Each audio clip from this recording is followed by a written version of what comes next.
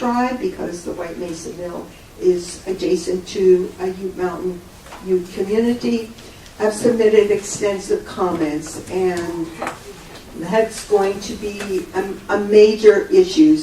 The EPA did a very bad job. I don't consider the Air and Radiation Division of the EPA to be my friend.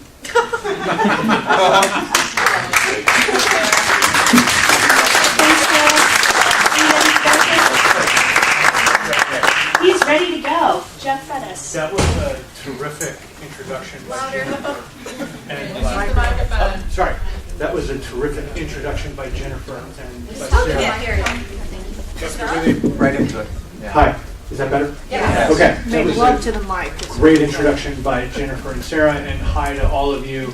To those of you I don't know, and to the many of you I do know, hi. I'm Jeff Fettis. I'm a senior attorney with the Natural Resources Defense Council, and I did not have time this past week to prepare a long presentation.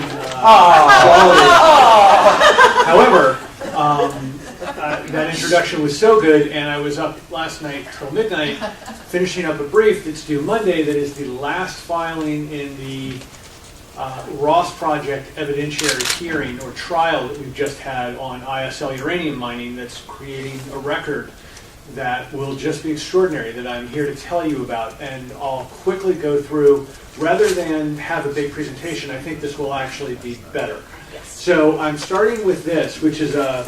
Can you straighten that? Kind of straighten it. Great, let me see if I can. Can you make it bigger, actually? Can you Put trying. it on full screen? No, How do I guess do you that? can't do that. arrow over the right-hand corner? Arrow in the Arrow in the- Yeah. here. Oh, that. Yes, that. Is that straight enough? I'll pull it back a little. Center. Here. Susan, can you do it? Well, I can show you what this is. So No. Jennifer did that really good description of the drop-off on uranium, and this will explain why NRDC is working so aggressively on ISL mining and why we will continue to do so. If you look, actually, this is from an NRDC report that you can find on our website that I wrote in 2011 with Dr. Matthew McKenzie, my boss and colleague who's a nuclear physicist. And that's not what I want. I just kind of wanted that big picture. So I could... You guys, we had it.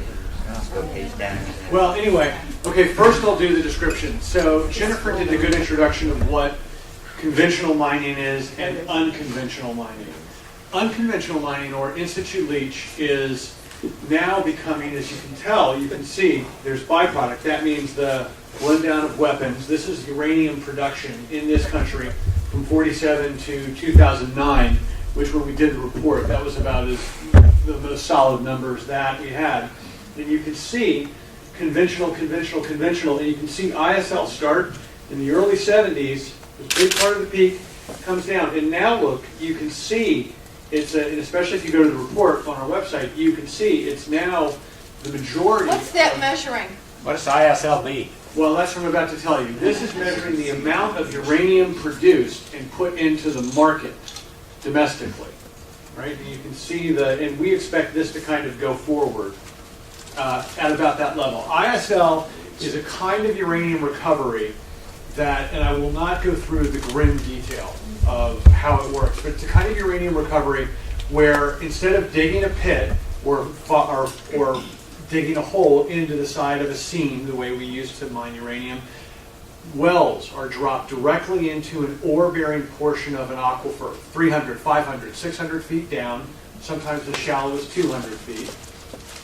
Wells are dropped, and a solution, it's called a lixiviant, and it can either be an acid or a base, and in this country it's generally a base, is pumped down into the, think of an aquifer not really as a pool underground, think of it more as a pool filled with basketballs, and the water, or the aquifer, is the water between the basketballs.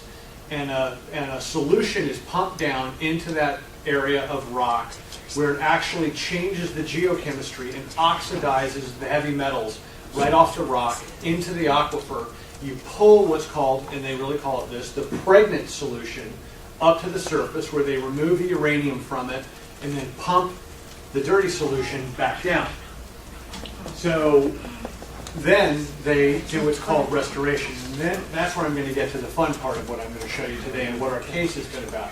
So we wrote this paper, Matthew and I wrote this paper in 2011, and it's still on the website, and we need to update it desperately, but we need actually time to do that when we're not litigating this and a couple other issues you guys are familiar with me litigating.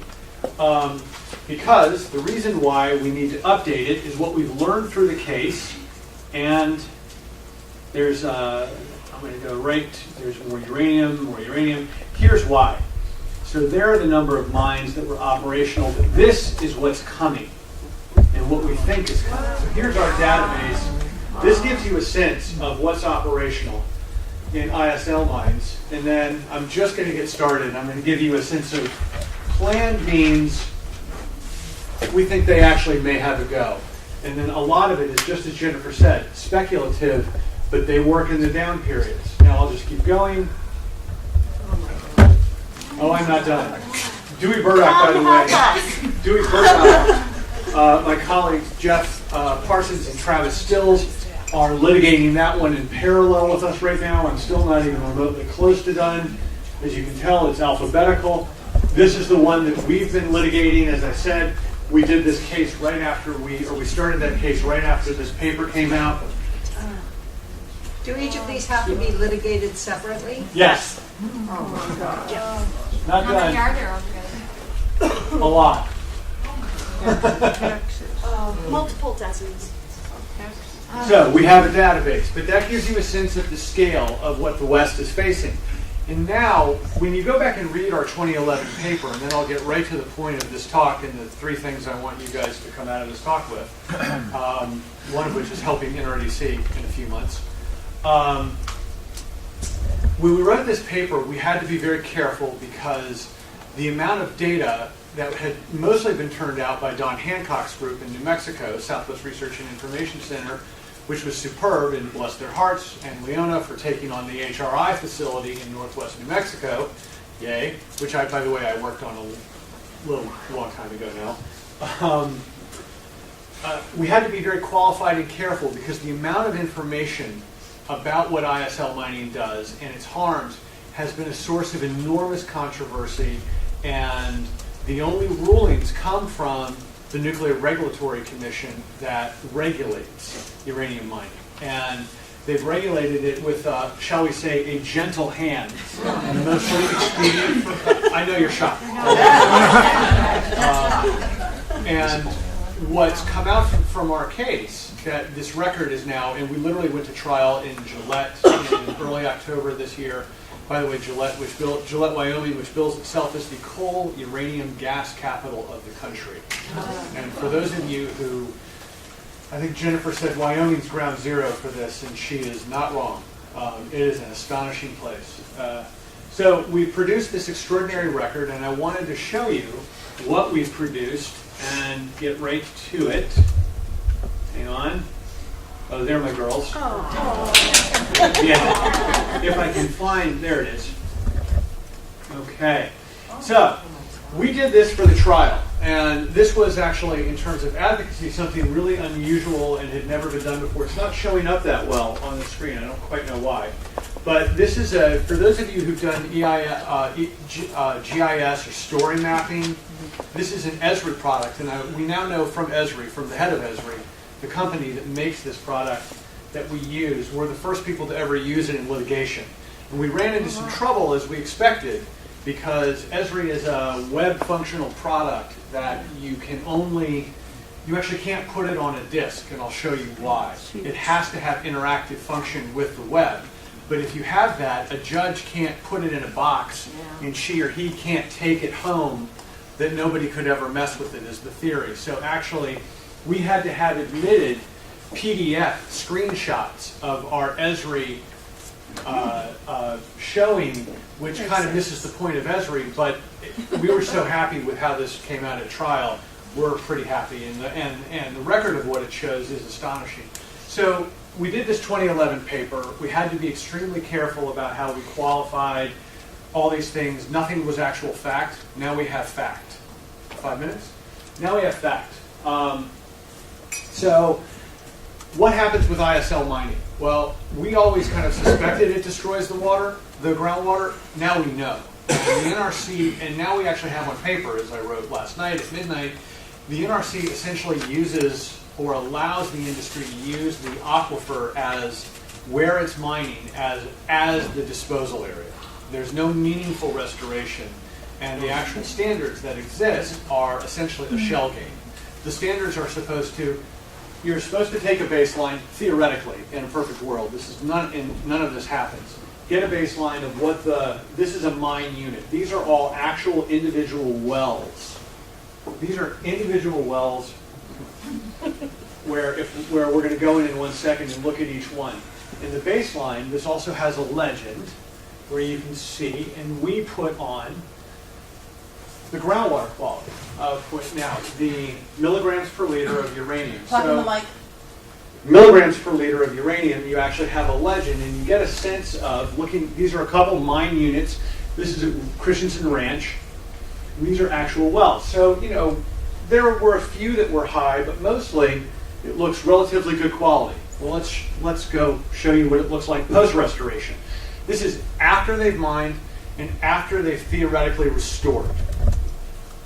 Cleaned up, that means. Now it's all red, as you can tell. It's red. And these are not, let's show you the red numbers.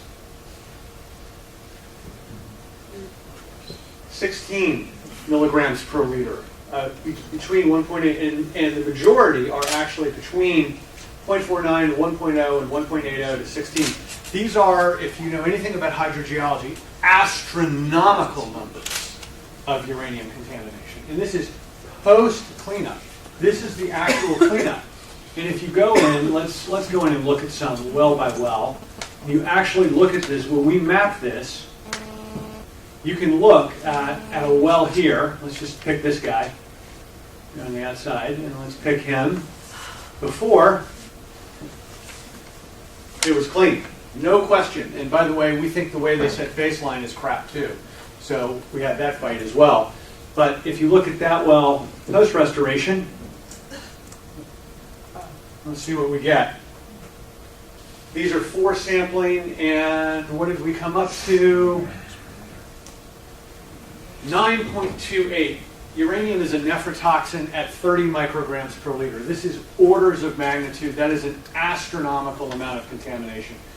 And we showed this at site after site after site. By the way, these are the kind of screenshots that we submitted into the record because we couldn't have the story map put in. And so, what does all this mean? Well, NRC, and it's explained in the 2011 paper pretty well, that doesn't need to be updated. The NRC has only regulated ISL mining such that it's mining and milling in one fell swoop. They're actually literally getting the uranium up from the rock. So that's why they treat it as essentially milling. When they regulate it, they've done it such that they're a customer for industry, or essentially they treat industry as a customer. And the regulations have really been aggressively shown in our case that's coming to a close. By the way, so this is the last filing. The judges will hopefully rule from the Atomic Safety and Licensing Board in January, and then presuming we lose, because that's how the forum was comically hostile in Gillette. Presuming we lose, we will take that up to the commission. Depending on what happens there, we will go to the Court of Appeals. We have no good lawyer should ever tell you they're going to win or they're going to lose a case. I can tell you that we will have a case with significant merit to take to the Court of Appeals. That is what we will have. Presuming we even have to get there, but our case is, it speaks for itself. So now we don't have to temper any more what we say. So, what's the final message? EPA, as Sarah showed us, is actually doing a rule that is supposedly coming out. They keep telling me, they told me in September it's going to be a couple of weeks. They now say hopefully December, and a draft rule that NRDC will be taking the entirety of our record in this Ross project trial and pouring it into the EPA rule. The revisions of 40 CFR 192. I'm going to be writing 2 sets of comments. one set that will be about 3 to 6 pages where I hope every single one of the groups that you represent will sign on with us and join us and maybe write your own comments as well when 40 CFR 192 actually